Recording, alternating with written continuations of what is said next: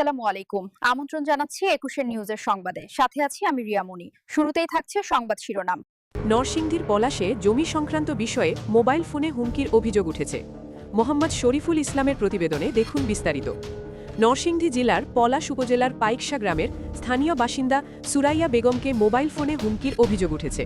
সুরাইয়া বেগম এ বিষয়ে পলাশ থানার অফিসার ইনচার্জের বরাবর একটি লিখিত অভিযোগ দায়ের করেছেন।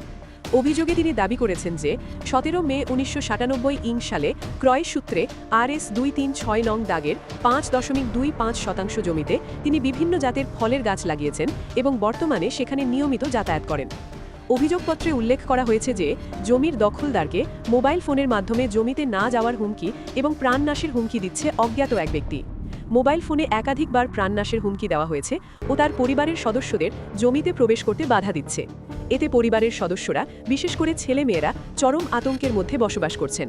সুরাইয়া বেগম বলেছেন, তাহাদের অত্যাচারে আমরা অতিষ্ঠ। যে কোনো সময় আমার এবং আমার পরিবারের উপর অঘটন ঘটিতে পারে। অভিযোগকারী আরও জানিয়েছেন যে তিনি শান্তিপূর্ণভাবে নিজের জমিতে বসবাস ও চাষাবাদ করতে চান, তাই থানার মাধ্যমে আইনানুগ ব্যবস্থা গ্রহণের দাবি জানিয়েছেন যাতে পরিবার নিরাপদে জমিতে যাতায়াত ও ব্যবহার করতে পারে। পলাশ থানা সূত্রে জানা যায়, এ ধরনের জমি সংক্রান্ত অভিযোগ নরসিংদী জেলায় নিয়মিত আসে। সাম্প্রতিক বছরগুলিতে পলাশ উপজেলায় জমি বিরোধ নিয়ে হামলা, ভাঙচুর, লুটপাট, এমনকি প্রাণহানির ঘটনাও ঘটেছে। পুলিশ এ অভিযোগটি গ্রহণ করে তদন্ত শুরু করেছে বলে জানা যায়, তবে অভিযুক্ত পক্ষের কোনো বক্তব্য এখনও পাওয়া যায়নি।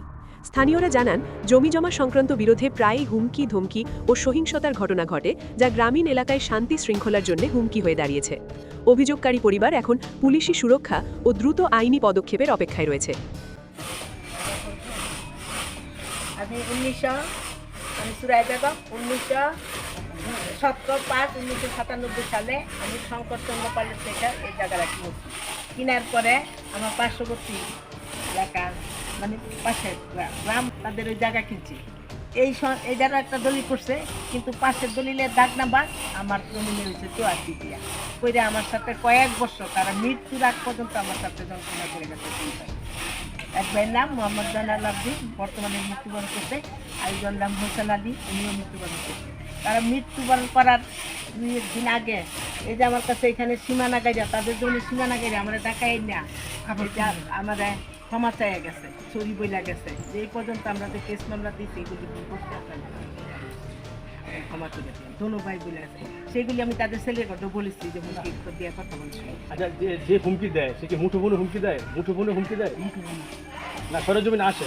না, সরজমিনে আসছে না, সরজমিনে আসছে তাহলে কি আসছে আমি ঢাকা থাকি, আমার সাথে তো আর আমি আসে না। আপনাকে মুঠোফোনে হুমকি দেয়? হ্যাঁ। ওর নামটা হলো কি? মাসুদ। কি চায়? কি চায়? কি চায়? সে কি চায়?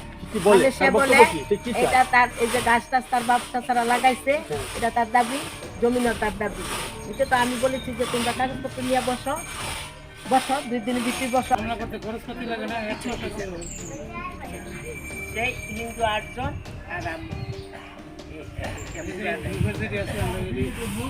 আচ্ছা, আপনাকে অসংখ্য ধন্যবাদ। এই যেমন দেখি যে তারা রাখছে তার জমি, তারাও ঘরে আইয়া দলিল করছে বলে, তার জানি না, তারাও বলে দলিল করছে।